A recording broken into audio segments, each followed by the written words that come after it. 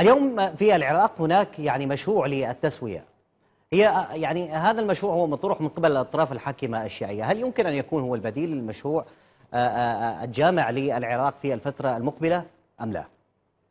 لا تكون التسوية إلا عندما يكون هناك توازن في القوة. يكون التسوية بين الأكراد والحكومة في بغداد بسبب توازن قوة، لأن الحشد الوحشي لا يستطيع أن يهاجم الأكراد، لأن الأكراد أيضا لديهم قوة عسكرية ومساندة دولية ولا يستطيعون. ولذلك مجرد خزع بلاد يهددنا بها خزعلي ولا غيره أبو عزرائيل، تفضل هذا الميدان مفتوح، جيب لنا، آتي لنا بكيميائيتك لتجرب جبالنا أيضا كما جربها غيره. أما بالنسبة للمكون السني، المكون السني هو المظلوم.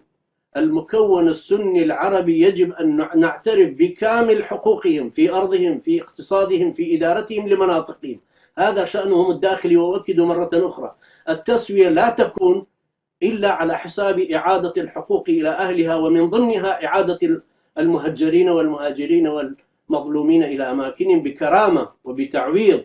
نعم.